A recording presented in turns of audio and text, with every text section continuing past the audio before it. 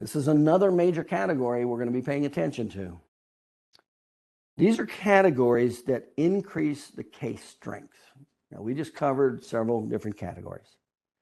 When we look at the data, when we look at these tests, orthopedic tests, x-rays, okay, we're going to look at several factors. Number one, we're going to look at high versus low sensitivity diagnostics.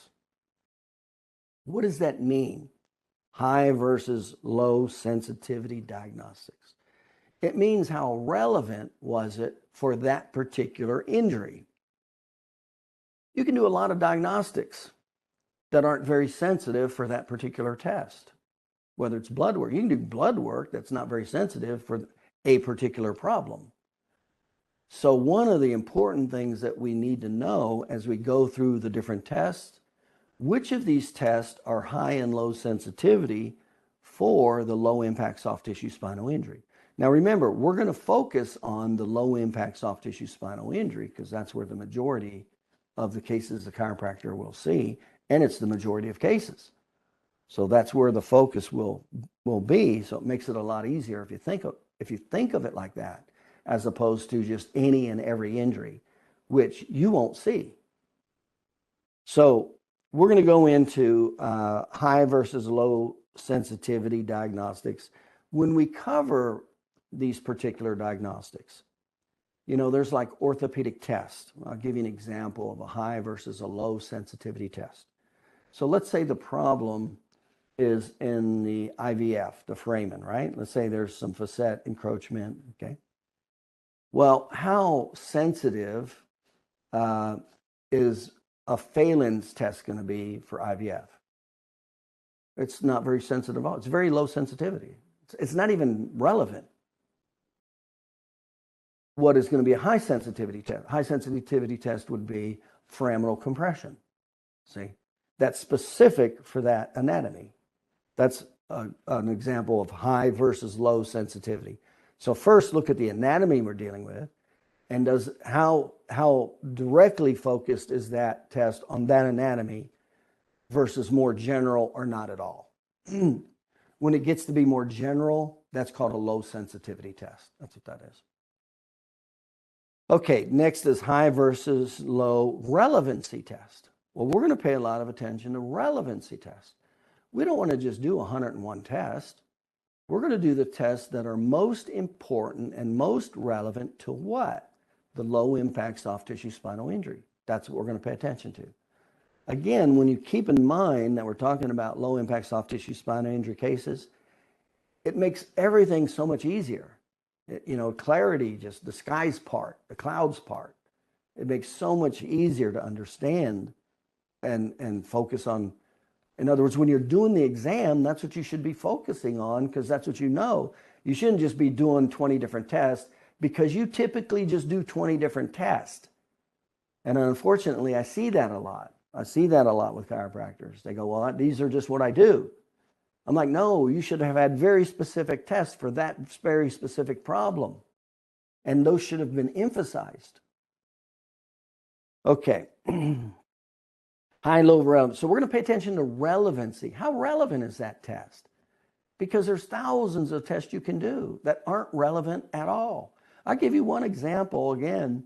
There's actually a blood test for a whiplash injury.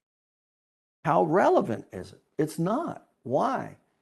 Because it doesn't even show up. It only shows up for a very short period of time, immediately after an accident, and it's only like 16% positive. Well, is that relevant to the typical low impact soft tissue spinal injury case? Do we typically see cases within 24 hours after the injury? No. So the likelihood of being in the window is very, very low, and it's only 16%.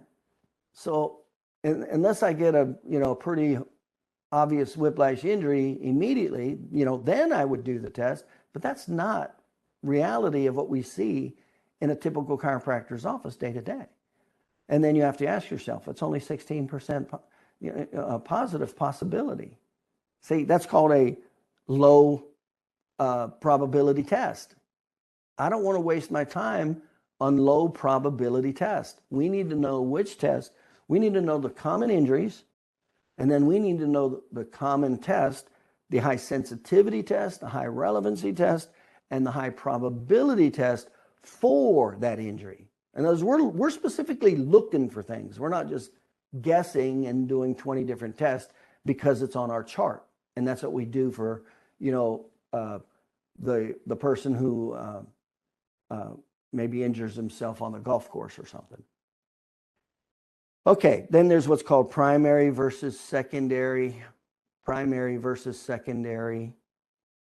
Primary versus secondary means one more than the other. It means primary obviously is directly related.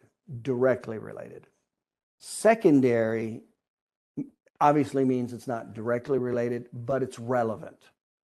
Okay, so we'll pay attention to that, okay?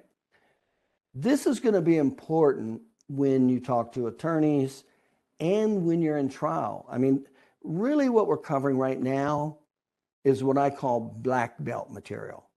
When you start talking like this with your diagnostics, whether it's in your narrative report or when you're talking to the attorney, or whether it's part of your narrative report or part of your deposition or trial testimony, you're somebody who knows what the heck is going on.